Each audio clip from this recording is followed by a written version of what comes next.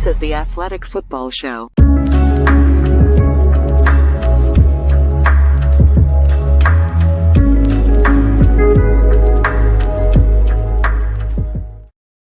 Welcome to the Athletic Football Show. I'm Robert Mays. Joining me tonight, it's my good friend Nate Tice. Nate, how you doing, buddy? I'm doing very well. Although there was a couple more QB injuries, it was still a very enjoyable slate of games from whistle to whistle. It was fantastic. I think I sparked it. I want you guys can all thank me. I got a workout in this morning, so I started December strong. I started the January New Year's resolution a month before. Like I didn't start January 1st to get back in shape. No, we're just gonna start December. So started the day off strong. I thought it was such a great slate of games. Can't wait to talk about them today. So many great games, tons of important implications in those games. Yeah. The wild card races are a mess. Just an absolute mess. We'll do a little bit of a check-in on those a little bit later, talk about some of the more entertaining games that we saw today. But let's start with the game that we just watched. Everything that happened to the Cowboys since the bye, everything, always came with the caveat of who have they beaten? Who have they beaten? Where's their moment? That's true for the Cowboys. It's true for Mike McCarthy. It's true for Dak Prescott's MVP candidacy. Here we are. They come in and get a monstrous, decisive, impressive win over the Eagles, puts them in first place in the NFC East, and here we go. We got 3 teams with 3 losses in the NFC, the 3 elite teams we thought we would have coming into the season. They're all at various states right now. There've been some vacillations in those years for all 3, but Dallas made a monstrous statement today and kind of asserted themselves in that race, and it's going to be a sprint to the finish line here, but the Cowboys are looking to be in very good shape. Yeah, and they got a couple real tough, real interesting, real fun matchups. All teams we'll probably be talking about later in the show, but I thought this was a complete Cowboys victory tonight, and it was one that they kind of needed. It was almost like exercising some demons, almost like that Bucs playoff win last year was like, okay, all right, a little bit of something just off our chests, off our backs, and it felt like this game was a little bit, even though they won. It was, Gardner Minshew last year when they beat the Eagles last year, and this kind of current iteration of the Eagles. Jalen Hurts missed that game at home at Dallas. It felt, even after the fumble return for a touchdown, it felt like just the Cowboys were in control the whole game. And, they got some fumble luck, of course, but I thought the game plan that the Cowboys had on offense was just great. Everything made total sense. It felt like everyone that made a big play offense and defense for the Cowboys, it was like, oh, these are these new guys that they really are highlighting. Stephon Gilmore, Brandon Cooks, even Gallup was getting some shine today. You saw Jake Ferguson have some nice plays as well. And then you see Dak kind of hitting almost every throw, a couple blemishes, but just totally in control of the game. They made up so much about his cadence, the here we go stuff, but all of his pre-snap operation is starting to get highlighted, and it should be, because that's just been something that's really been fun to watch with Dak Prescott. But this is the most it feels pre-snap and post-snap that he's in control, and really the Cowboys as a whole feel like they're in control. We were excited about the Cowboys roster coming into this season, going out and making the moves that they did for Cooks and Gilmore. It felt like, okay, those were 2 big holes. It was second corner and finding another pass catcher somewhere along the way. Yep. And them showing up at the moments that they did today, I think, is kind of a reminder of what the promise was for this team coming into the season. The elements we couldn't necessarily have predicted are how well designed the offense would be after they came out of the bye and figured out who they wanted to be, and the level that Dak Prescott is playing at. So everything else that got people excited about what this Dallas Cowboys team could be has fallen into place. And then their quarterback is playing the best ball of his entire career. Mm-hmm. And the offense is even more dynamic and exciting than I think anyone could have hoped in the best possible version that you were considering for what this team would look like. And when you can take all of that in concert with each other, you come to a conclusion where this team can maybe do something. This team might be able to make some serious noise. And again, that feels like such a huge departure from that moment that they got blown out by the Niners on Sunday night and the conversation we had immediately after that game. I thought the Eagles back end, I felt like the Cowboys, this current iteration of them especially, matched up extremely well. I think we both did. I think that was kind of the joke. It was like, hey, they could just copy that game plan. But how that they were able to mitigate some of that Eagles pass rush. Yes, a couple moments happen. That makes me just feel like just a little bit better for their prospects, because that is something that gives them issues. And then, like you said, just all these guys, Cooks, Gallup, Ferguson, even just, the different running backs getting moments now. But it's just that now these have been huge questions. It's like, who are the secondary characters? Oh, once CD Lamb gets washed out of the game, how are you guys going to find big plays or find anything? And they just went, well, we're gonna double down on CD, but then we're gonna actually have everybody else make sense. I thought the post route to Brandon Cooks was just like a great kind of just like moment. It was he got tackled at the 1, and then they try to give him the touchdown on the next play. And I think I think Dak right away just threw a fade ball next play, and then I think Gallup got the touchdown to play after that. But on that one, they have CD in the slot. He's running a dig. It's a Mills concept, which is a dig and a post. But on that, I would say old iterations of this Cowboys team, who'd be running the post on that? You got CD at the dig, but who is there to take advantage on the post? Because Gallup was at the X, which is basically where he always is. He's the isolated guy. But who is it? And so now, I mean, last year, who they signed? T.Y. Hilton at the end of the season? Yeah. Who had a great third and forever play on the one time. But Brandon Cooks is such a level above, 2 levels above what T.Y. Hilton was last year. And now he can take this play, and it's an explosive, and it's just clean. It's a great throw. But this team is just now, they're just clicking. I mean, when they run jet sweeps, it always makes sense. They had several plays called back because of holding calls today. And they would have had even more explosive plays on offense. And on top of it, they have a kicker that can kick like 70-yarders. It's ridiculous. So it's the 50-yarder he hit at the end of the game, it was so casual. This guy makes it look so easy. What he's doing right now is insane. It is. He hit the crossbar twice on kickoffs. And even Tirico was kind of going like, are you seeing this? Like everyone, even the ref was like, you guys seeing this? And then the 60-yarder. I've never heard a crowd feel so calm on a 60-yarder. He kicked it, and there was no doubt. He kicked it, and everyone just was like, yeah, that's in. Like, good from 70. Brandon Aubrey, he's insane. Truly a weapon for this team right now.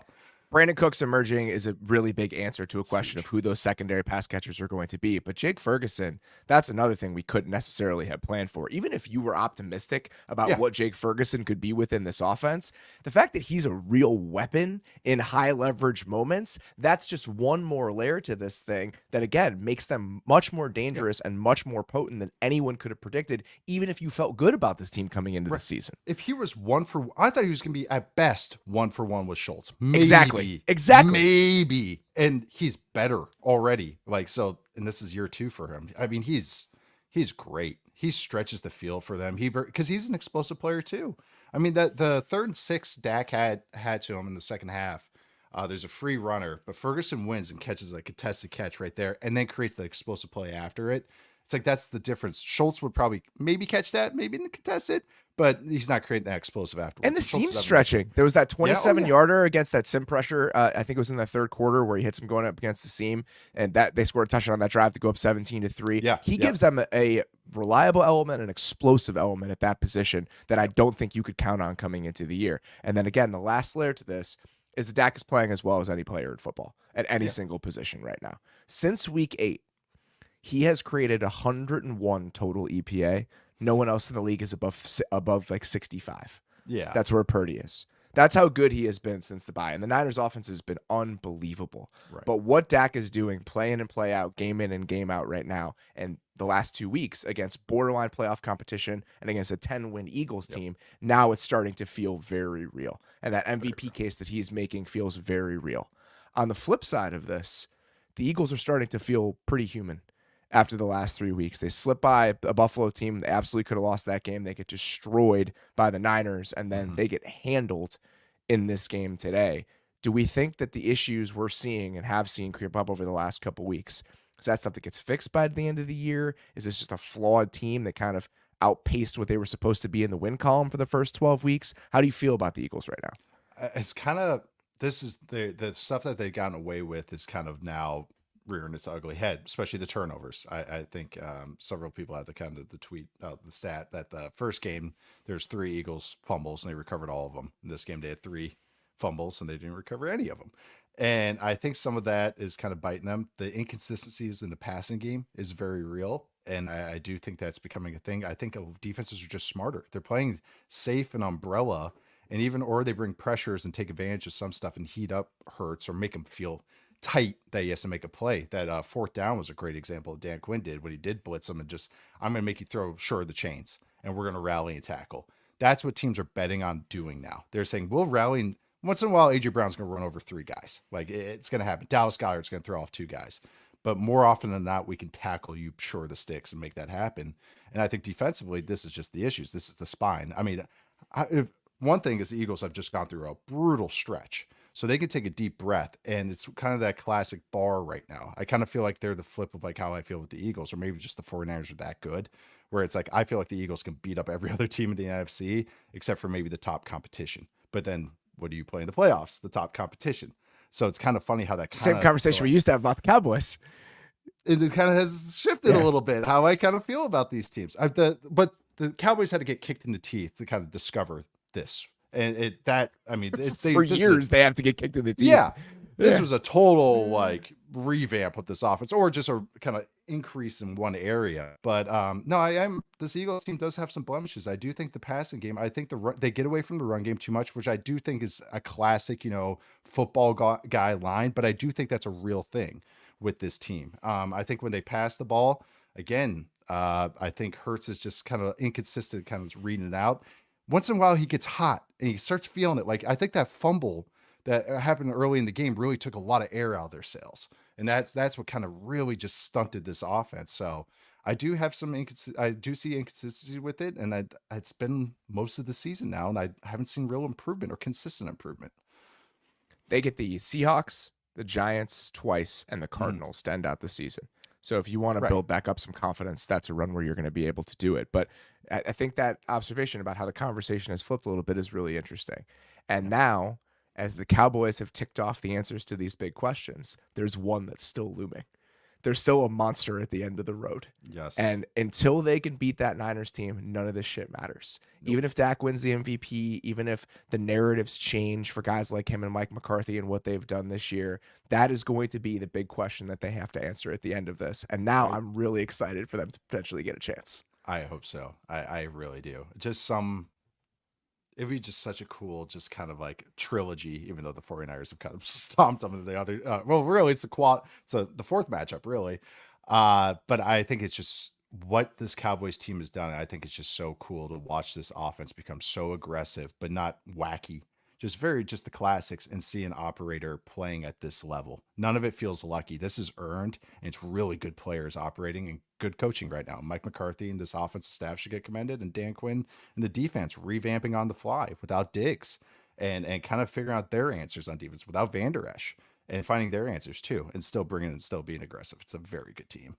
The Dak conversation and the Dak trajectory this year, to me, is a reminder of how important it is to have a quarterback that you can win with consistently, because when you get everything falling into place, you can have this type of season. In a way, it reminds me of the 2016 Matt Ryan year, and it reminds me of the first year that Matthew Stafford had with the Rams, where this guy that we think we know and we think we'd be able to put him into a box, we know what he is. Sometimes when you change the dials just a little bit in a couple important areas, you have that one spike year where they can take you over the top.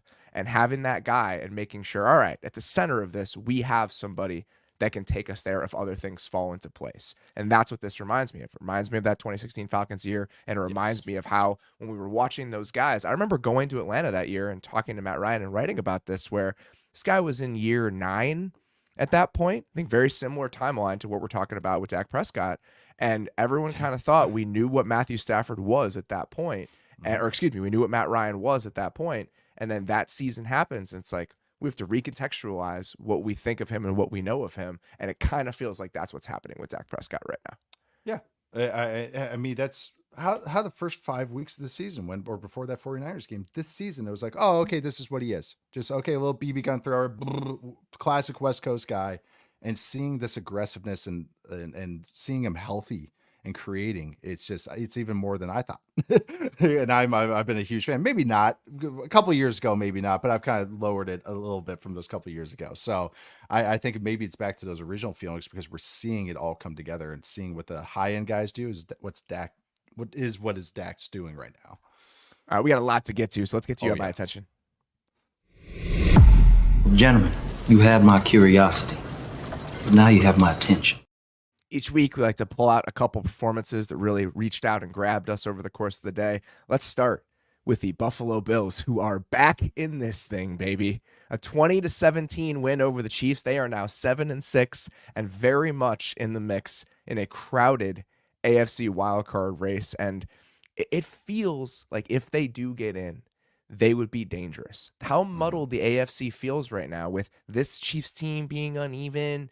The Ravens have a lot of potential on both sides of the ball, but they're capable of these up and down weeks, whether it be their offense in some games or their defense today against the Rams. Who knows what's going on with Jacksonville right now? So if the Bills get in, it still feels like everything is wide open enough in the AFC for things to get pretty damn interesting if they make the dance.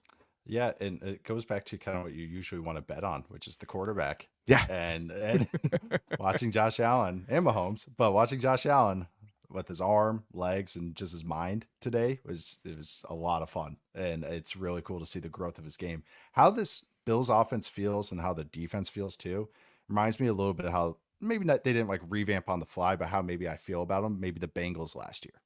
And where it's just that I think this defense is not elite, or I don't even think it's very good, or not even good, but I think they can get game planned enough to have good stretches and create plays and do enough of good ball that they can keep this offense in games. And then you just keep that offense in games, obviously. And then last year, we'll talk about Burrow, but this year with Josh Allen, and seeing him like, and using how they used him on offense, and they're using James Cook.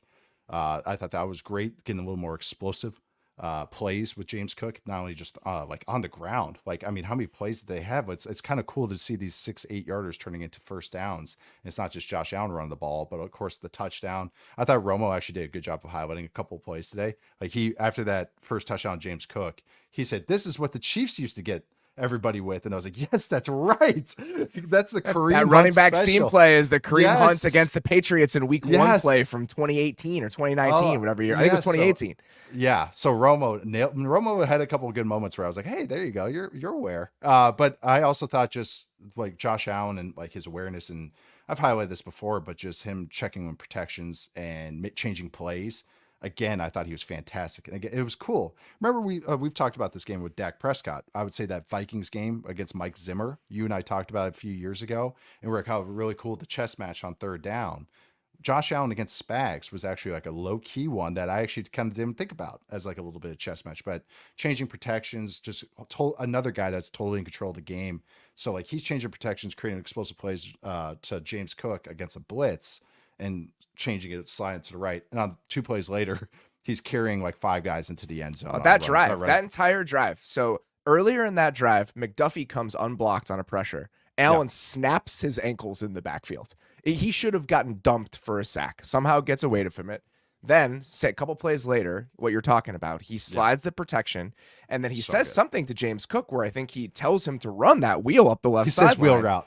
Yeah. So, and it's a beautiful throw. They did a really good job in this game of taking advantage of the Chiefs linebackers in coverage. Yep. And it was the same sort of stuff we saw with the Packers last week, where a lot of motion was giving them trouble, just movement before the snap and emptying out the middle of the field, and they were attacking them consistently.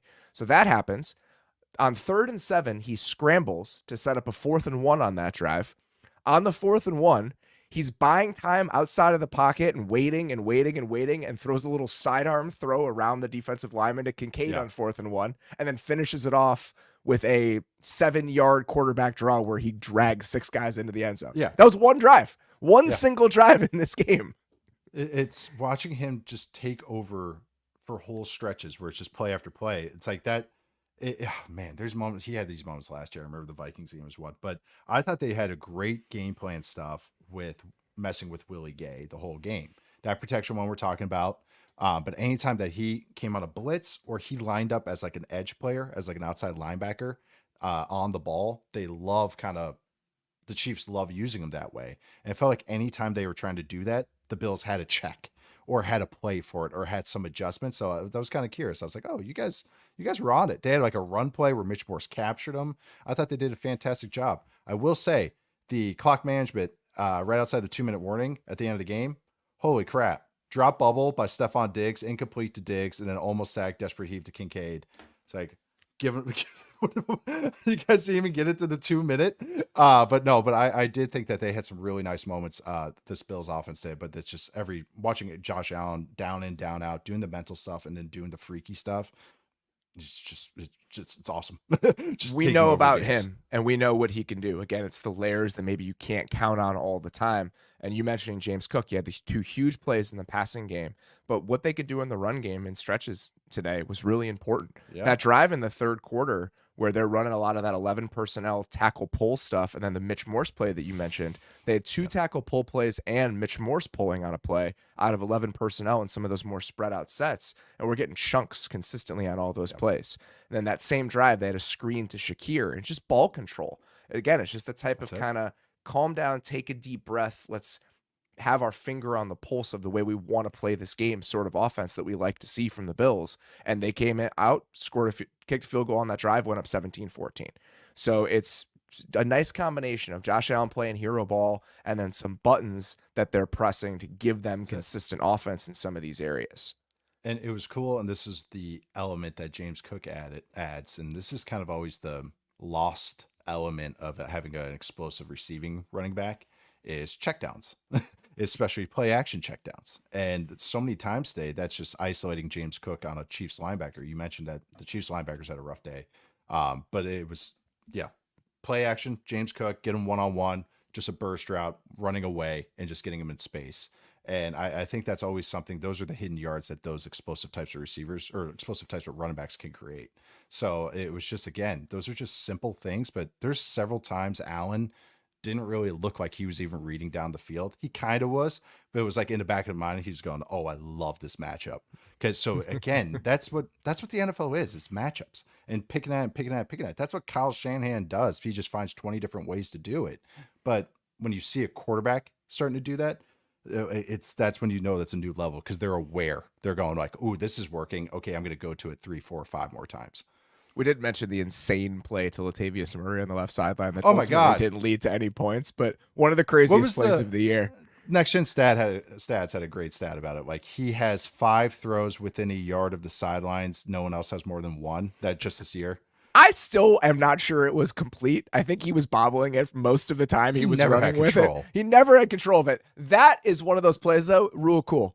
You have to just if anything is on the line there, if there's any sort of closeness, you got to put it over. That should count based on how cool it was. Tie goes to the coolness. When he was like working out of bounds, it was funny because from the sideline view, you're kind of like, oh, he's probably out of bounds, right? Romo thought the same thing. Everybody thought the same thing, and then they showed a replay. He's like, no, he got that off.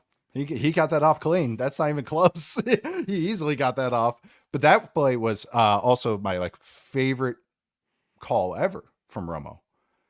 Jim, that was 7 things. That was I'm so glad you brought this up. What do you think the 7 things are? Okay, so Allen getting out of the pocket. Okay. Allen's throw, 2. Okay. Latavius catching it, so I guess that's 3. Then fumbling, so I guess catch and fumble is 3. The first bop over is probably 4, and then we got about 3 more bops probably. So yeah, so that's the 5, 6, 7. Romo had a special game today. It was a special outing from Tony Romo today.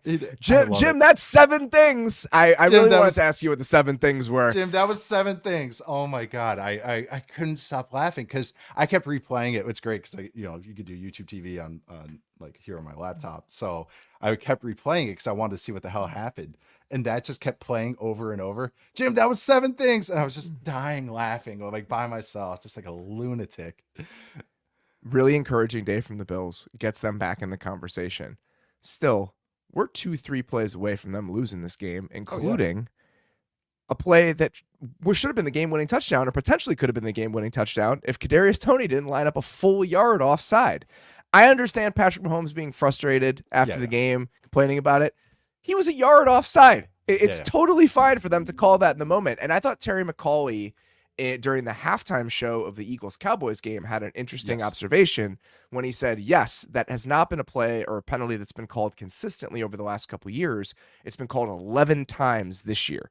So they have been looking for it more often. So it's been more of a point of emphasis. He was a full yard offside. I have no problem with them calling that penalty in that moment, even if it's a really exciting play, even if it's a game-swinging play. No, I understand it. I think the thing for me is they didn't get the warning, which I can understand the frustration. It's still the penalty. They don't have to give the warning. It's usually typically when the guy, also Tony should not be free because it's just like a borderline call. It's not even a borderline call. He was offsides. Egregious, I think, is the word that was being used. I think when they were asking a reporter when they did the pool report afterwards, I want to say the ref said that if it's egregious, where it's totally clear that he's offsides, we are not obligated to give them a warning. Exactly. Yeah, he was offsides. Yeah, like I'm not even debating that. I think it was the operation to it, and then the Von Miller bumping off on the next play. I think it was just Mahomes just had it. Plus, he was probably just freaking frustrated the entire game. Yeah. I mean, you could just tell. It's the first. I mean, him, Herbert, Trevor, Lawrence, they've all had some heated moments this year, even more than you usually see. Like a lot of like young receivers really making these quarterbacks frustrated. But he had one where it ended up being incomplete to Rashee Rice. I think Rice got the touchdown later on the drive. It's in the red zone, but they do a motion and there's like a bunch formation, 3 guys there. And he just screams at him to like flip because one of the guys was on the ball and one should have been off. And he yells and he throws it and you could just see him going like kind of like woo-saw, like just like do not scream at these guys right now. But you could tell he was just like, he's done. Like he is so ticked off, like play in, play out. So I think that all that sequence at the end was just him. Like I'm channeling this towards the ref because I want to yell at all my teammates right now. All of that being said, I actually was more encouraged by the way the Chiefs offense played today than I've been by them in weeks. I'm so in glad weeks. You said that, dude. They moved the ball so much more consistently than they have in a lot of games this year. Out the run game. They ran the ball efficiently. Yep. There was a drive where they had the 2 screens. There was one to Rice, one to CEH. Both of them went for chunk gains. It was still a lot of it's smoke and mirrors. When they're pushing the ball past the sticks, it's really Kelsey and not much else. Minus I think 2 Rice catches in this game. You had the one back shoulder and late in the game, there was a huge there's catch. SMU Rice. And so he's starting to come on. We're starting to see flashes with him. For the most part, anything down the field is still an adventure to everyone else. Yep. But I still felt like the recipe we saw from them, they had a 47% success rate today. They were one of the most efficient offenses down in and down out of any team in the league today. What really did them in is some bad moments. There was the MVS was wide open, Tony dropped one on a 2nd and 12. Where he was wide open, should have caught it. Next play is 3rd and 12. MVS is open. He doesn't sit down. Mahomes throws it a little bit wide, so that they have to punt, I believe, is how that ended. Mm-hmm. So there were just moments like that, but consistently down in and down out, they moved the ball. They had 21 first downs in this game. They ran the ball well. What really crushed them is they had 2 fluky turnovers. The A.J. Epinesa pick to start the game, and then the Rice fumble at the end of the 3rd quarter. If he doesn't fumble that ball, there's a very good chance the Chiefs win the game. So even if this loss has a lot of frustrating moments built into it, I still feel like we saw some flashes from the Chiefs offense today that should actually make you feel better about the Chiefs moving forward despite the end result. I'm right there with you. And it's one of those things where I'm like, the drops can't keep up, can they? Like that's kind of like some of my thinking. Yes, I think they're going to have more drops than most teams, but it's like, this is getting kind of ridiculous, guys. But no, I'm glad actually you said that. I thought I was going to have to like plant my heels in here and just go like, no, actually they were kind of moving the ball and doing what they wanted. He had 53% success rate throwing the ball. Here's my question about this. And here's my concern about this.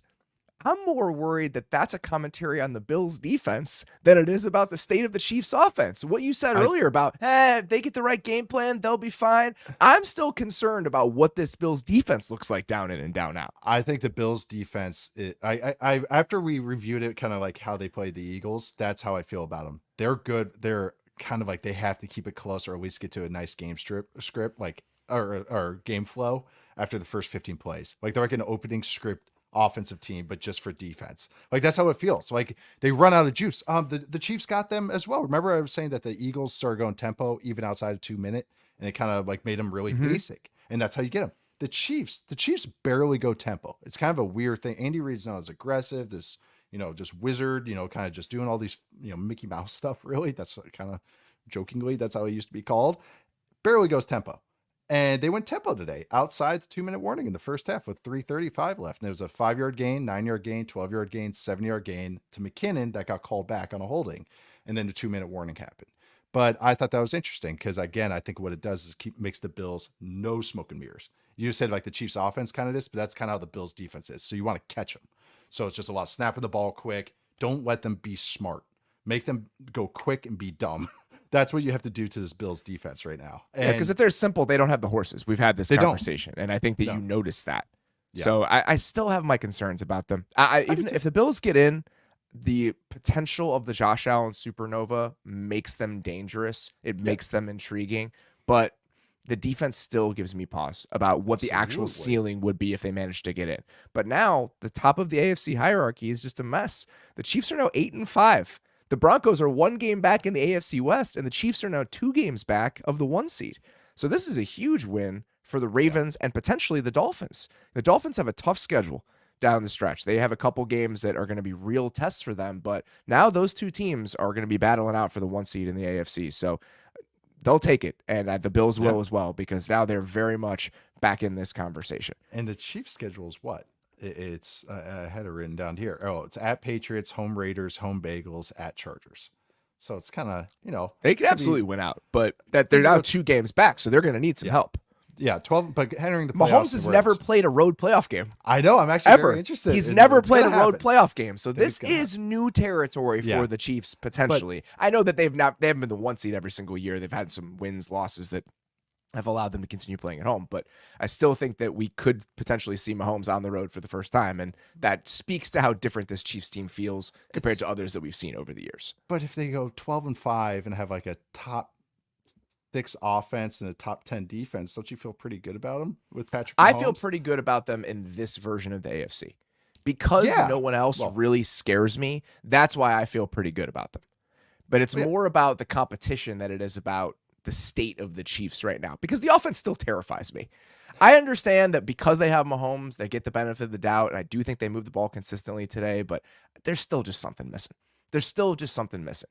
If there wasn't another team, or if there was another team in the AFC, I was like, that's the best team. Like, that is absolutely the class. If the Niners were in the NFC or in the AFC, that would leave me worried about the Chiefs. But because everyone else feels so incomplete, that's why I have some optimism about what they could do.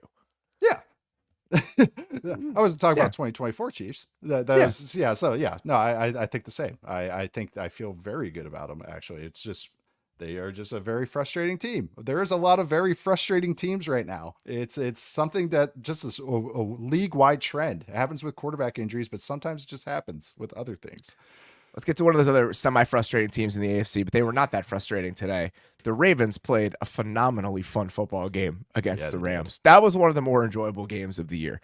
Watching Stafford and Lamar go back and forth, and we knew remember this one. If you go back and you listen to our Thursday preview, I think we were more excited for this game than we've been about most games over the last month or so, even if this wasn't necessarily the marquee game in terms of team records and playoff standings, everything else. But the matchup had a ton of potential for fireworks when you consider what the Rams offenses looked like recently, what the Ravens defenses looked like recently, and it gave us everything we could have wanted out of that one.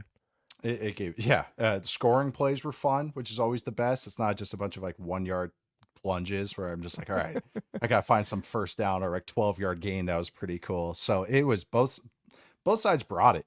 I thought the Rams, and both played too type, which was nice. After hyping up the Rams run game and for weeks, doing a whole 20-minute video, making producer Kent slave away for a whole day, trying to cut down like a 40-minute director's cut down to 20 minutes.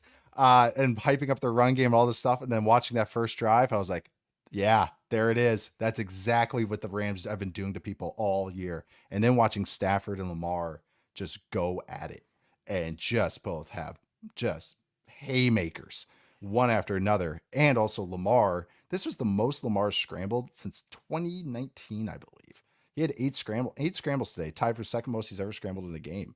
And he was phenomenal on those scrambles. 11 yards first down, 6 yards first down, 11 yards first down, 5 yards on first and 10, 16 yards first down, 5 yards, 9 yards. He was just in control. And then watching the Rams offense, they were in control. I thought this was 2 good teams going at it. I think Ravens are obviously very classy or way at the top, but I think this Rams team can hang with a lot of other teams, and with their conference and how the NFC looks, how this performance was made me feel just so much better about them as a whole, just not just the offense, but the defense as well. Yeah, I think the defense gave up a lot of big plays in this game, big plays in huge moments. They dropped Isaiah Likely for that huge touchdown. Don't even think it was a double move, though, Odell Beckham, but the Jordan Fuller gets beat for that long touchdown. They had a couple of lapses, but we assume that, right? Like, this isn't a talent-filled unit. There's not going to be lockdown every single play, not going to be lockdown every single drive. So those things are going to happen. I think they made it hard on the Ravens for really the last 2 quarters, down in and down out, and the Ravens just made a ton of plays. I mean, what Lamar did in the pocket, beyond what he did as a scrambler feeling in control, his just pocket presence and navigation. Manipulation. Yes. It just, his, how in control and calm he looks in the pocket and making plays from the pocket this year. It's the best he's ever looked in that capacity. You know, the passing numbers are obviously going to be better during the 2019 season, but the style of offense is just completely different. What was being asked of him is completely different. What he is doing down in and down out as a pocket passer is marvelous. And you combine that with the receiving talent that they have now. And that's showing up consistently. I mean, Beckham has to turn around for that ball down the left sideline. He makes a great play on. Zay Flowers made multiple big third down catches in this game. The fact that Zay Flowers can be this, I don't know how tall he is, 5'9", kind of gadgety guy, but on a 3rd and 5, he can line up as the X and run a comeback outside the numbers, and you feel comfortable deploying him in that role. Really, and it's really nice. Route runners, it's really nice. And so that level of just receiving talent that's consistent across the entire offense, you can consistently and continually feel it this year. But today specifically, I thought that it popped up in a lot of different areas. And then the Rams offense, Stafford just has made 4 to 5 insane throws seemingly every single game this year, and today was no different. The touchdown to Cooper Kupp on the first one, there's a unblocked nickel blitz coming off the left side. He just kind of floats it sidearm into the back corner of the end zone for a touchdown. He hits Kupp on a 3rd down against another blitz in the second half where it's coming off the right side, and he just kind of floats a corner out to Kupp for like a 20-yard gain. The floater on the crosser to Nakua to set up the game-tying field goal is an absolutely insane throw and catch. That was one of the best plays of the year. And then the floater in the rain. All of us is in the rain. These guys were doing this in the rain. That's another thing that kind of got underappreciated. And then the floater to Kupp down the left sideline to set up the game-tying field goal with like a minute left in the game was a crazy play.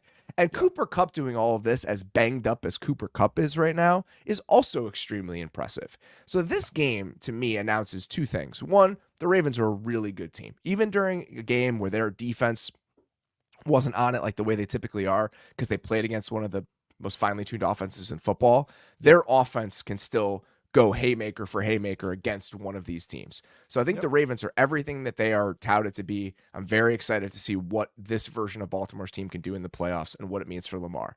On the flip side, I want to see the Rams get in.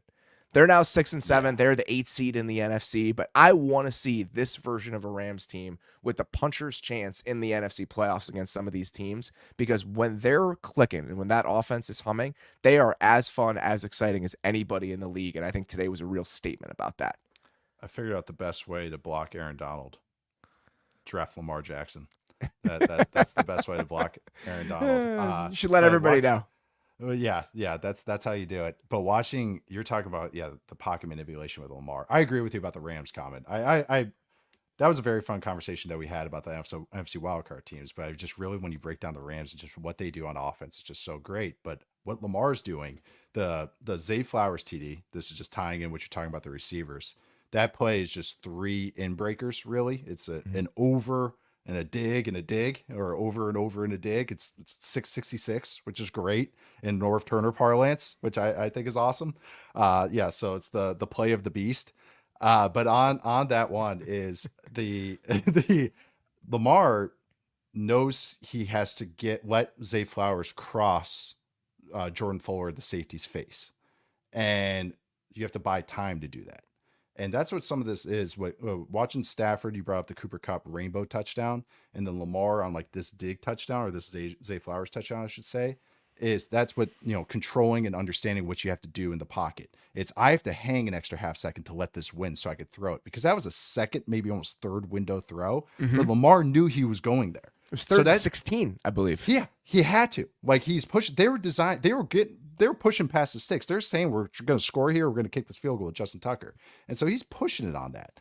And I thought that was just so cool to see him manipulate with Aaron Donald coming down on a game. But again, they just are controlling it. And then another one is, remember we were talking about Jordan Love, and I was kind of gushing about like the double footwork, the combo drop back footwork. So the Ravens ran a similar play where it has a quick game concept, which was stick on this case, and a deeper drop back concept, a 5-step play as well. And this was the one to Rashad Bateman in a 2-minute drill. But it's so funny how this is another great example of quarterbacks make it their own. You watch Jordan Love do it, and he tries to do it with this kind of quasi Aaron Rodgers-ish footwork, but he's kind of doing it in his own way where everything's trick shotty. Lamar does it in his own way where his feet are just pattering, where they just they typewriter. So it's not what I would teach. You know, if I were teaching a high school quarterback to do it, I wouldn't really teach any high school quarterback to do this footwork. But anyways, when Lamar does it, he does it in his own way, but it still works because even if it's not like, it's always just how Lamar does. I think he always gets knocked for that. And I've talked about this before where everyone's like, oh, his drop back stuff, everything's out on time. And he's great from the pocket. That's what's so cool that they're doing this split footwork with him now.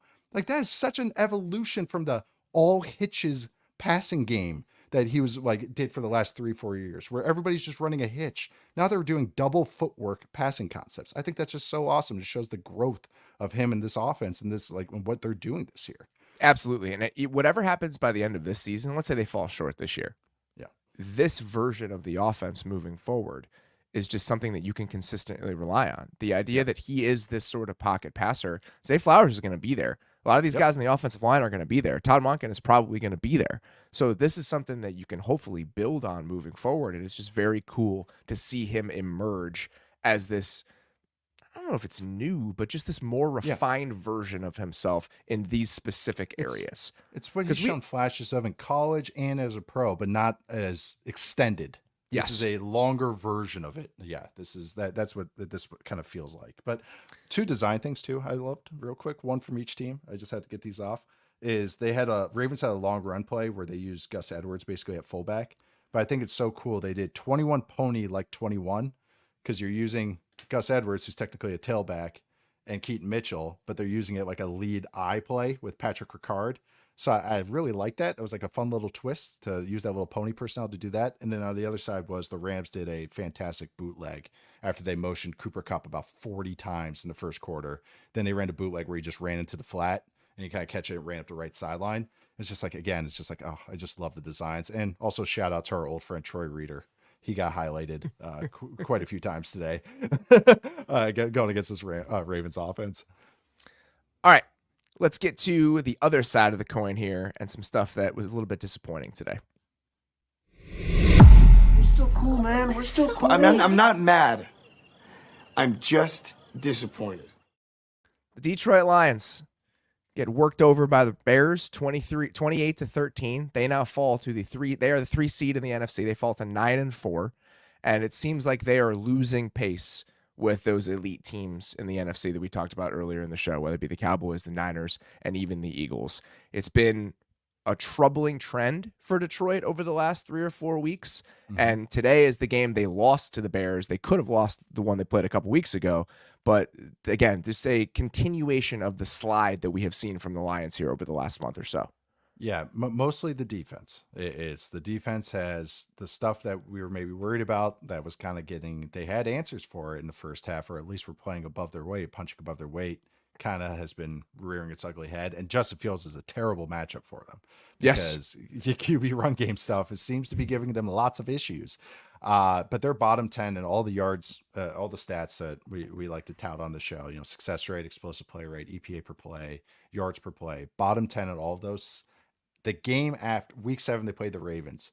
So since week 8, they're bottom 10 in all those stats. So since they kind of got exposed a little bit on film, and that's what will happen in the NFL. Once you get put on tape, sometimes teams will attack it. I think that it is an issue, and I'm trying to figure out what their answers are. Aleem McNeil is now on IR. Like that was a guy that broke out for them in the front. Their linebackers seem to be giving them issues week in, week out. And I just it's kind of straining them right now. I think the offense still can find answers when Goff will have his moments, but he also have his moments where he's ripping those in breakers, and they can still design it with the one best. Today, man, that was insane. It was the fourth down one. Yeah. It was the fourth down dig that he threw that was just, he had no business even letting that thing go. And it was complete. It was a ridiculous throw. But those moments were few and far between for them on offense today. And the defense, here's what's worrying about the defense. It just feels like they've settled into the 2022 Lions defense, whether that be schematically, personnel. I know they've changed the way they play in terms of the structure of the defense, but just how static it feels reminds me of what they looked like a lot last year. And now the personnel is just pretty much the same. Jerry Jacobs is back as an outside corner. Jerry Jacobs was a nice story early in this Lions trajectory, but there's a reason that they went out and tried to improve at corner this year. He got burned on that huge 4th and 13 play that ultimately swung the game, but they picked on him a couple times in this game. Melifonwu was not back at safety because Tracy Walker wasn't playing well enough. So now these characters that feel like season 2 Lions characters that we thought had been replaced by more big name, higher paid actors. These guys are back. And that's true in the secondary. And then at linebacker, they're just consistently having issues and consistently getting picked on. You can see the moment where Jack Campbell's brain explodes on the DJ Moore rushing touchdown. When DJ Moore motion took the snap, they have Justin Fields coming back in motion around him. So I think that the fake is we're going to pitch it back to him. He's going to throw it. Jack Campbell just never moves. On the entire play, he just never moves. You could see his brain explode as DJ Moore runs for that touchdown. And there were plenty of those. Anzalone got picked on a few different times today. Yeah. Campbell got picked on a few different times today. And the secondary and their front four, there just isn't as much juice as you want it to be. And there just isn't as much juice as there are from some of these other really good teams that we're talking about in the NFC. You can feel the gap between their defensive personnel and the really good teams in the league. And I thought that might have been a possibility coming into the year. They played really well for the first half of the season, but they have settled back into that sort of group now. Yeah, and then they'll just have some moments of slot. Like Hutchinson is a nice pass rusher, especially from the inside. But he's not really getting any help. And so when he might have a botch. The Justin Fields touchdown, they're running a game, and I think he admitted this after the game that he kind of went rogue on it. But the thing is, they don't have the talent right now to overcome that. You see the Cowboys do this all the time. They will let a guy break contain because they run all this chaotic stuff. The 49ers as well. But then you watch those guys recover, and then you understand why they can do that, because then they can close that speed and force it a throwaway. But again, Fields is just erasing angles because of how fast he can run. But that's the thing. You're gonna be, if you want to play against the big boys, they're gonna do that against you. They'll attack that. But also, I want to give props to the Bears defense, because I was about to, baby. Oh boy. I don't know if I want to go stat or scheme here, but I'll go scheme here real quick. Their third down stuff was really good from a couple plays. How they played bunch sets, which is how they. It was beautiful to watch. It was beautiful to watch. Yeah. There were two of them. We could talk about them. There were two of them that jumped out to me. There was a 3rd and 10 on the opening drive. When Goff got sacked, right? When Goff got sacked. So that gets home. They passed it off beautifully. And Kyler Gordon, and as the nickel, you need to be really a good communicator. And him being a fulcrum to the defensive communication just in this game and overall was huge. And then they had a 3rd and 11 in the third quarter. Again, same sort of deal. Just beautiful communication. They passed it off. There was emotion attached to it. Yep. So their ability to deal with those sorts of looks on third down in this game, and just how adept and quickly they're communicating through that stuff and passing it off, is so cool to see. It's secondary that's growing up together, and that's very encouraging. Yeah, I'm so glad you brought that up, because the communication there, the first example, the 3rd and 10, where Goff gets sacked, because it ends up being a coverage sack, essentially. Because Goff is pretty good at finding that first answer. And if the play gets longer, is when you get worried about Goff. You want that ball out in 2.5 seconds, otherwise it's an issue. On that, Kyler Gordon gives a top hat signal. Khalif Raymond comes in motion there. And this is what the Lions spam. This is what Ben Johnson and the staff are really good at. They create all these leverage advantages. This is how Amon-Ra St. Brown eats, is creating all these leverage advantages. He catches it, gets that 14-yard gain. It's so frustrating. So they do that motion. And what top hat is it tells Kyler Gordon was pressed with the other receiver. And what top hat tells is that now he has the off-ball receiver when they create a stack. And the off-ball corner has the guy that was the point man, the on-ball receiver. And he catches Raymond, basically, because Raymond now is motioning into him. They weren't expecting that. And you can see Goff going, shoot. But yeah, no, I'm glad you brought up that example and the later example, because they changed their method on the second one. They zoned it off on the same exact motion. And the Lions ran a play to try and take advantage of the top hat, because they were expecting the top hat. And the Bears went, and they changed what they did. So it was like, again, I love always saying this, but it was a I know what you know, what I know, what you know, what I know moment right there. And it was great. So shout out to the Bears defense. They've been playing really well since the Montez Sweat trade. They're 7th in defensive success rate in the NFL. 9th, they're top 10, 9th in EPA per play, 8th in yards per play, 6th in QB hits, 2nd in explosive play rate. They've played some really good ball. The DBs are playing really well. The linebackers are playing well, and the front's starting to kind of get home and do some stuff. It's been fun to watch as a neutral fan, Robert. Shout out to the Bears. It's been fun to watch for me as well, because that's what they needed. They bet on all this youth, especially in the secondary. Think about what they've done in the draft over the last couple of years. They've spent a lot of especially their second round picks on defense. They draft Jaquan Brisker, Kyler Gordon, Tyreek Stevenson.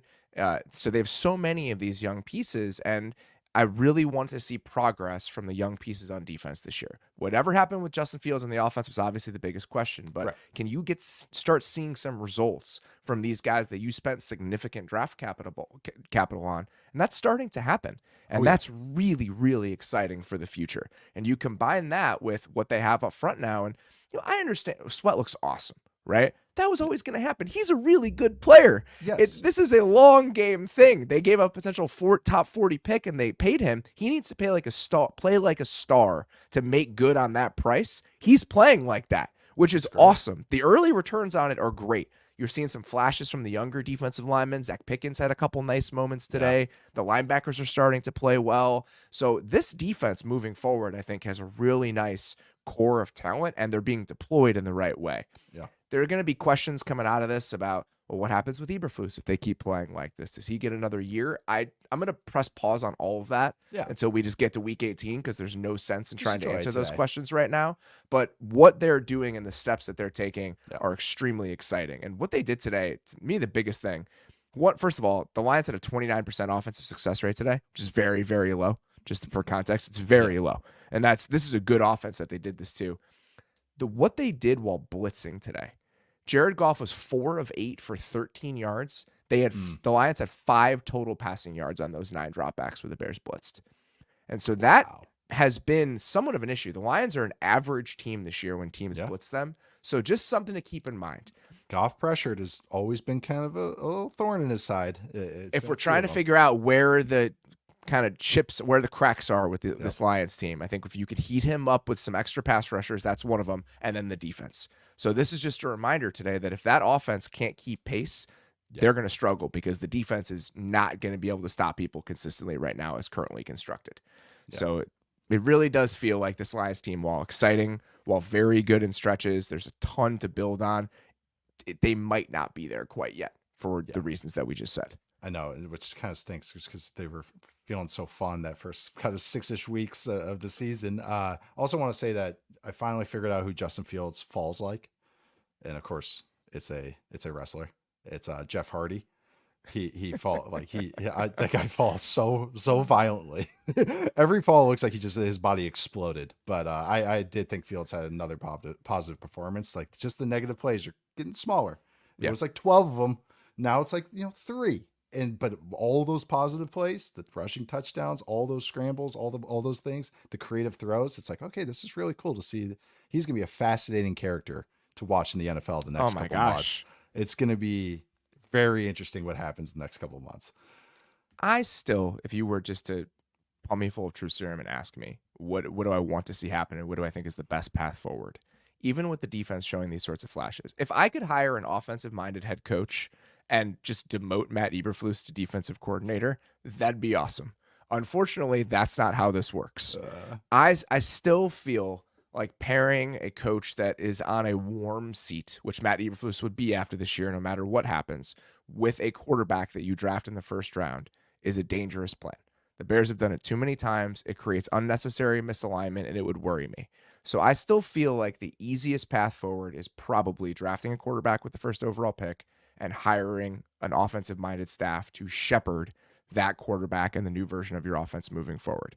But what Matt Eberflus and the defense are doing and what Justin Fields and the offense are doing are throwing some wrenches into that, even if I at my core, think that is probably the way forward. I think it's win-win. I think that's exactly what's happening right now is the most It's crazy. I can't get over it. Like I'm very much enjoying watching it because it feels very real more than like just like a fluky turnover luck. It definitely does. It definitely does. Right. They had a couple turnovers today, but it definitely doesn't. It feels. Stuff.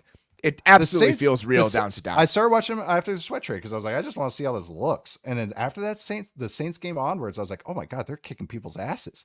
they're just dominating up front. Like all those young guys. That one Lions game was really the worst game that they had. Other than that, they've played pretty damn well since making that deal. And the secondary getting healthy is a huge part of this. You know, the sweat trade coincides with the back 7 guys being the ones that we thought were going to be on the field coming into the season. So I'll ask you, because I'll make you answer this question, even if I have to wait till week 18. If this continues, if the defense continues to play at a top 5 to 7 level, would you bring Eberflus back? I would, because I really like the defense. I think he's learned some lessons with some of the game management stuff.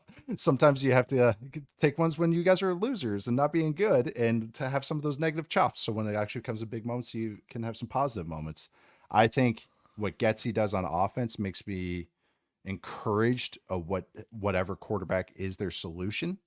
So I'm fine with Eberflus coming back because he's supposed to be a defensive guy and the defense is playing well. If this defense was sloppy and it was just an offense first thing, and it seems like they righted the ship after some off-field stuff that happened in the first 6 weeks, and it just like it feels so much more calm. The whole team feels so much more collected just as a unit. So it makes me feel easier to say that right now. I don't disagree with you.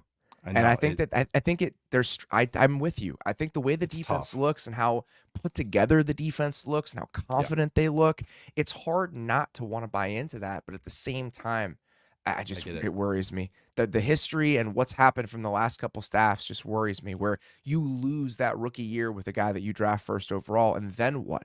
You're left picking up the pieces again, and I just really want to avoid that. But he's making a really strong case based on how the defense is played. So I think that you'll at least have to hear it out. But it's going to be a fascinating set of decisions that this team is going to have to make down the stretch. All right, next one here. The Houston Texans. I'm not mad. I'm just disappointed. We're so excited about this team asserting themselves in the AFC wildcard race. It's like, oh man, the Texans are going to be such a fun entry into the playoffs. Can't wait to watch them on wildcard weekend. Then they go and get stomped by the Jets in this game. Yeah. What is happening? We had to make sure. That's why on that Thursday show, it was like, we have to shout out the Jets defense, because no matter what's been going on the other side of the ball, these guys are still kicking ass. And they did. They kicked a lot of ass today. And actually, Zach Wilson actually looked fairly okay. He actually threw with some confidence at times today, which I was very impressed. I wasn't sure if this was going to be one of those games where you go back and watch it. It's like, this is all fluky shit. Right, exactly. It really wasn't. He actually made a few plays that should have been made. He had the third down completion to Garrett Wilson rolling out of the pocket. That was Garrett a missile. Wilson targets were like, you're throwing that with some real confidence, that because the ball's getting out early. Yeah, that was the most disappointing part of the game for Houston. It's not that their offense didn't play well against the Jets defense. That can happen, especially when you're down your 2 most explosive pass catchers. Right. He had nowhere to go with the ball in this game. Nope. They had nobody that could win against man coverage against that Jets secondary. And I think some of the pressure looks were fucking with them a little bit. I think they didn't exactly know where they were supposed to go. The first sack of the game, they do a full slide to the left. The running back doesn't go out and block the defensive end. Bryce Huff gets home for a sack. And there's a lot of that. They were mugged up, and I think that they had trouble sorting through some of that stuff at the line of scrimmage, combined with guys not getting open. That version of this game, I could predict. I could see that happening in the rain against this Jets defense. I could not see Zach Wilson doing what he did in this game. Zach Wilson went 27 to 36 for 300 yards, 8.4 yards per attempt. In the second half of this game, the Jets had a 61.5% passing success rate. That is the best second half passing success rate the New York Jets have had in 3 years in a half where they've had at least 10 dropbacks. That is how good the Jets passing game was today against this Texans defense. That was the shocking part. That is the part that I did not expect, and the part that leaves me very disappointed. They were attacking them. They were launching stuff. No, it was deliberate. It was, like you said, it didn't feel fluky. I feel like when I review this game, if I review this game, when I watch it all 22, it will be one of those where it's like, no, it's probably good game plan. And like you said, it was, he had some throws where it was like those trick shot throws actually had a purpose, Like Wilson has that tendency to, drop the hip like a lot of younger quarterbacks do now, because try to clear the hip so you can get some velocity on stuff. And he sometimes would do it for no reason whatsoever. It'd be like, just step and throw. Like, you don't have to clear the hip on that kind of throw. And felt like today it was actually like with purpose, throwing those with purpose. He threw with purpose today. Might be the best way. But the Jets blitzes, I'm really curious to see what their numbers are after the game, because they are not a blitz heavy team. And it was planned and had purpose today. Yeah. Because it really felt like that they saw something on the film. Now, this is something I've seen too. The Broncos were getting after it last week, but I do think they have some issues sorting out blitzes, especially with their running backs, the Texans offense. I mean, and also you saw Stroud having to get rid of the ball like before he got hurt, super early, like throwing the ball and I think a little bit was that because of the weather. I think sometimes when it's wet, you throw the ball early and easy. So that way you don't have to gun it and squeeze hard and the ball can just fly off your hand, which again just shows that even though he had a bad day today, Stroud is just like advanced beyond his years, which is really cool. So he does that, but then on top of it's to beat the rush. He started just feeling the pass rush even when they're bringing 4. So he's like, screw this. I'm throwing this before Robert Woods is even turning. He's throwing out routes like one step, like way earlier than they usually should. But again, it was just like, I felt like the Jets knew how to attack this pass protection, and then they just bring it and they bring intensity every week, and they just got swallowed. Yeah, that's how it felt, where it was just one of those snowball games for the Texans offense. And again, that can happen against a really good defense on the road in the rain without your 2 top pass catchers. But the Jets offense playing as well as it did in that rainstorm was pretty shocking. And the main part of the game plan and the main area where I think the Texans really struggled is their linebackers just had no shot on a lot of these plays. A lot of crossers, a lot of plays where they're just trying to take advantage of their inability to sift through some of this stuff. The crosser to Cobb for the touchdown. There was a big time completion to Garrett Wilson on a crosser that set up another touchdown, a screen and a check down to Breece Hall that eventually he leaked out for the touchdown. Like, there were just so many plays in that area of the field where they're really picking on Denzel Perriman, To'o, even Blake Cashman a little bit today. So I think that really stood out in terms of how they went about this. And To'o and Perriman as like run first as they are. That's a good way it's to the say right way. It's the right way to do it. They're not good in pass coverage. And so didn't it feel like also the Jets dunked on the Texans like 3 times up the seam, not even just like outside go balls, like just up the seam. It was twice. It was two different guys. Right? It was, Yeah. I think it was Conklin the first time. Yes. And I want to say he dunked on a linebacker. I can't remember which one, but he also got Jimmy Ward later in the game. Yeah. Just 2 back shoulder, like Aaron Rodgers-esque seam balls from Zach Wilson where they had dunks. And then Garrett Wilson had his share in this game as well. Garrett Wilson played phenomenal. It was the flashes really that we expect from him. We got a lot of those today. So it was a weird game. It was a very strange game when you consider the week that was for the New York Jets and Zach Wilson. Yep. It was a good return trip for him. So now, with the Texans losing that game, we have 6 teams in the AFC that are now 7-6. The Steelers, the Colts, the Texans, the Broncos, the Bengals, and the Bills are all 7-6 right now. If the playoffs started today, the Steelers and the Colts would be in. But it is just going to be an absolute mess for the final month of the season to figure out these spots. Oh my God. I like, how do you handicap it? I was just, I really don't know. I really don't know. I feel better about the Browns because of just Flacco actually looking competent. Actually, agreed. We'll talk about that in a second. Yeah. But I feel better about the Browns. I feel good about the Bills just because of who they have at quarterback, but they still have Dallas and Miami here down the stretch. The Bengals have a pretty winnable schedule. Excuse me. I'm sorry. I didn't see the Chiefs on there. The Bengals have a couple in the next couple weeks that they absolutely could win. But, winnable, huh? No. but they have the Chiefs a little bit later on. The Broncos have a bunch of games they could potentially win, and they beat up the Chargers today. This really felt like the death knell for the Chargers, by the way. This game, even with Herbert getting hurt, still felt like the low point for the Chargers in a season with full of those low points. Broncos were picking at the corpse today. That's what that game kind of felt like. And the Colts, and the Texans absolutely could string together a few more wins. I hope we'll see what happens with Stroud's health. But the Texans absolutely, they get Tennessee, they have Cleveland again against Tennessee and Indianapolis. So they could do a Okay. lot of damage. The Bengals are playing really well. I have no idea how to handicap this thing. I still feel best about the Bills just because of Josh Allen. I do think that they're the best team, but the schedule is really tough. So it's hard. Oh, I'm sure we'll have plenty more conversations I about felt this really over good the about next the couple weeks or Texans so. until I watched them today, and then I was like, Exactly. What the hell is that? Exactly. No, I'm with you on the Bills though. That's kind of like because, like you said, you're just betting on the quarterback. But yeah, the Broncos getting in there, they're jujitsuing their way to the top. They just them and the Steelers, man. They just know how to just get funky up these games and just take advantage of it. And they are another team that just kept bringing a blitz today. I kind of watched a little bit of this game because it was on one of the squares. And yeah, Chargers just had no answers. And that was even before Herbert got hurt. And just how many free runners they're getting, I was like, oh God, like they just had no respect for it, but for that Chargers offense, which was shocking to me. The 4th and inches stop was sad. But then yeah, and then the Broncos offense just hits their big plays. But I can't believe how much life they show. And it's just like, oh my God, they actually have like it's just I can't believe it.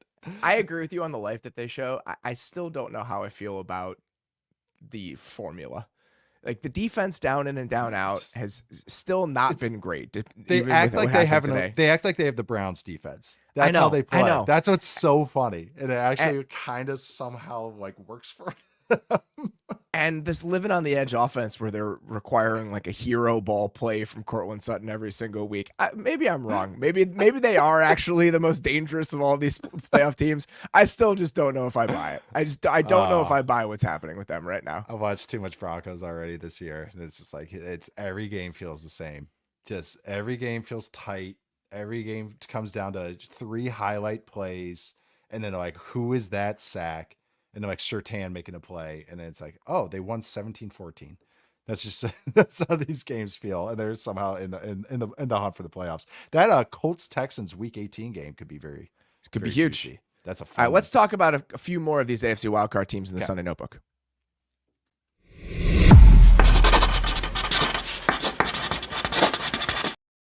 Let's start with the Bengals because this is not a team I expected to be a part of this conversation a couple weeks ago. When we sat here on that Thursday night after Joe Burrow got hurt, I expected the Bengals to just be done.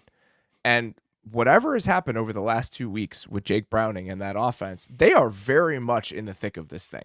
They've got some tough games down the stretch, but I'm not going to bet against them based on the way that he is playing and based on the way the offense is playing overall. I think they've really tapped into some stuff. They had 2 huge screens today, one to Chase Brown, who has a ton of juice. I'm excited to see what he can do with a few more touches. T. Higgins had a ridiculous play down the left sideline. We saw what Jamar Chase did last Monday, and Browning is playing well enough where it's like, I don't know, man. Could this team get in? Should this team get in?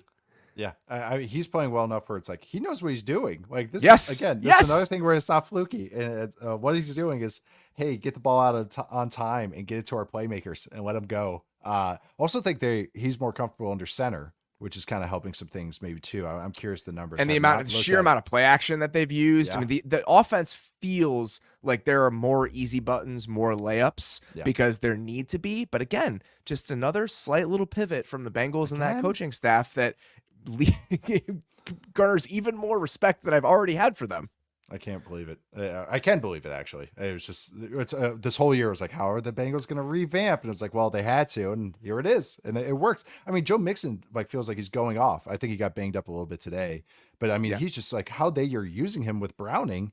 It's like the run game is just like they're attacking people at the run game. It's not just an efficiency thing where they're jabbing, and then they hit the explosive plays. It's like, no, they're getting the explosive plays through the run game. And honestly, you look at their schedule. I mean, next 2 weeks they go Vikings and Steelers. Why not? Why not? Yeah. I feel totally okay with them, those games. And so, yeah, I think this is not fluky. I feel like how I watch them and watching the last couple of weeks with Browning, he's a great operator, and he's not just game managing where he's actually making some doubles and triples happen when they're available in the offense, but they're available because his coaching staff's doing a good job. Yeah, they're so much more interesting, and I'm paying so much more attention to them than I thought would be necessary at this stage, but they deserve it. The Browns take care of the Jags. The Browns, to me, the biggest thing about this game is that what they look like with Flacco makes them a potential threat in an AFC playoff game. Like what he gives the offense and what they can do with him under center. And Stefanski came out after the game and said he was going to be the starter through the end of the year. they're just so much more dangerous with him and then you with that defense. Even with Denzel Ward out today, the way that their outside corners played against the Jags was insane. Our buddy John Shipley tweeted this out after the game. Lawrence on throws to Calvin Ridley and Zay Jones in this game, 9 of 27 for 82 yards and 3 interceptions. Oh man. Martin Emerson had a hell of a game. Yeah, he did. He had one hell of a game. So you combine that defense and the way that they can play with a puncher's chance that Joe Flacco potentially gives you on offense, and this version of the Browns that we saw today and a potential healthier version when Ward gets back, that's the scariest Brown team that we've seen with Deshaun Watson's not going to be on the field. Yeah, Flacco's played, like, he does just enough. He makes a couple of throws. He had a couple of throws against the Rams that were like, oh my God. And it was just, it's like seeing a vintage Model T out there. Like he's just like, oh, or DeLorean. And he's like, oh, look at that thing go to 88. I thought the Browns defense was a great reminder too of how they could just control games, obviously with their players, but like the just heads up plays. The last interception of Trevor Lawrence, I think because he had 3 today. The one on the go ball, I believe it was to Zay Jones. But on that one was really cool because the Browns showed cover 0. Again, I know what you know, but I know what you know moment here. Browns show cover 0. Trevor Lawrence does the heads up thing and does, I'm going to do a full slide. I'm going to bring Evan Ingram in, the tight end, bring him part of it. And what they do is they slide that whole offensive line, wad it up. It gives him time to operate, progress through the play, and throw something that's not just a go ball on third and 1. And on that play, I thought it was awesome. Browns linebacker Anthony Walker recognizes that Ingram's coming down to help out with the protection. They're in cover 0, which is man coverage. So he screams at the safety. He goes, hey, come down, add. And what he's telling him is that, hey, your man coverage on Ingram, he's blocking, so you can green dog or add on. So he adds on to the blitz, which heats up Trevor, which makes Trevor throw the go ball, which turns into the interception. So I thought there was moments like that throughout the game where it's like, man, this Browns team is just going to be scary because they can do enough on offense with Flacco, but the defense is just going to do so much on their end. That's exactly right. And I remember watching them play with DTR, PJ Walker, whoever it was in some of those games where the margin for error was so slim because of what they were on offense. The margin for error was so slim. And obviously Joe Flacco at this stage of his career isn't going to be a competitor and isn't going to kind of give you the sort of offensive output you need to beat the really good teams in the league when it gets down to the end. But the margin for error on offense with him operating back there is so much bigger than it was for much of this season. And I think, again, that's just why this version of them with him at quarterback is so much more intriguing to me than most of the things that we've seen from them. The screens and all the bootleg stuff they were doing with DTR and PJ Walker were like, hey, they're gumming toothpicks. They're doing all they can. Yeah. Now they actually could do a drop back game. That's not just day one quick game. That was the joke I kept making. That was like day 1 install for the Browns was what these game plans have been. Now with Flacco, it feels more like, day 2 and 3 are installed so that they can get it. I also think they attacked the one weakness that's coming up with this Jags defense, or one of them, and that's Devin Lloyd. And they both of Njoku's touchdowns were because of Devin Lloyd busts. And it's like that's a thing now that's happening to this Jags defense. That was also just really discouraging, the amount of busted plays and the amount of huge touchdowns that were scored in this game. I mean, it's just... Yeah, 2 weeks in a row were just huge busted plays by the defense. And again, it's a Jags team that there were moments during the middle of the year where it's like, okay, what could they do in the AFC? And now it feels like they've fallen back to earth a little bit, especially on defense. And their offense just doesn't have the firepower to overcome those sorts of lapses. They don't. No, they don't. I just think they're too uneasy, and the offensive line just is not giving them sustainability. Oh, yeah, and even worse today. I mean, Ezra Cleveland's at left tackle, and then Blake Hance eventually has to come in. You can't... When you don't have Christian Kirk, when you're playing against a really good defense and you're on offensive tackle, left tackle number 4, things are not going to go very well. But that's the state of the Jags offense right now. And if they're not going to be able to beat teams on defense, what are they in the AFC playoffs? And I think that's a legitimate question. A couple more we want to hit here. The Niners absolutely go off in this game. We don't have to spend a lot of time on this. I just wanted to acknowledge 2 people from this game. Debo is playing insane right now. I mean, what he's doing with the ball in his hands, but also just down the field. I mean, he has been such a weapon since coming back into the lineup. And it's just such a consistent reminder when he's playing like this, how much of a different gear he adds to the offense. Mm-hmm. And you combine that with all of the other ridiculous players that they have. Pick a name. But him doing what he's doing right now and him being this version of himself just takes them to an entirely different level. And what Brock Purdy did today, The plays he made down the field and some of the real big boy throws he made in this game were extremely impressive. And when we're trying to figure out how he's lifted this offense and how the Niners feel different than they have in the past, his willingness to push the ball down the field and some of those explosives that they can find, that is different. And I thought that he did that as well today as he has in pretty much any game I've watched him over the last season and a half, just consistently finding explosive plays down the field, whether it be in structure, out of structure, and having the arm to make it happen. So I was very impressed with the way that he played today. The 49ers averaged 9.9 yards per play, but had a 38% success rate. That's hilarious. You know how you do that? Explosives. Yeah. They had 12 explosive plays, 22.6% explosive play rate, which is the third highest Shanahan's ever had since he took over at the 49ers, which I thought was interesting. But oh my God, not just like, so an explosive play, at least generally, traditionally, is 12 yards in the run game, 16 yards in the pass game. But the 49ers had 11 plays of 20 or more yards today, 6 of 30 or more yards, and 4 of 40 or more yards, that's as explosive as it comes. And it's just ridiculous. It's Deebo Samuel and George Kittle are very fast and very strong and are very have very good balance. But yeah, they were gangbusters today. I mean, it's just, how do you stop these guys? Because this is not even including, oh yeah, they have Ayuk and CMC, and it's like all these other guys at the first play of the game. It's like CMC almost taking it to the house, which is, I want to get on the other end about that play. But I just, this 49ers offense is just ridiculous. On the flip side, the Seahawks defense is a real letdown. The pieces that they have, the amount of big swings that they took, and the pieces that they added this offseason, they spent on Draymond Jones. They traded a second-round pick for Leonard Williams. Reek Woolen had the rookie year he did last year where it's like, okay, they can really build on this. Like, what sort of unit can this be as they try to assert themselves as contenders in the NFC? The moves that they made, I think, told you that this team thought it could compete with the really good elite teams in this conference. And the offense we've talked about all year and some of the inconsistencies there. The defense, though, is where I think it's been really discouraging because they're 28th in EPA per game right now on defense. And things don't seem to be improving. And I don't know what the answer is because they've been kind of flailing as they've looked for one over the last 2 years. Their problem is they're committed to certain players that make them play in a certain way, and that makes it overall negative. Being Jamal Adams, Bobby Wagner in particular, we know what the trade was with Jamal Adams, several first rounders, money.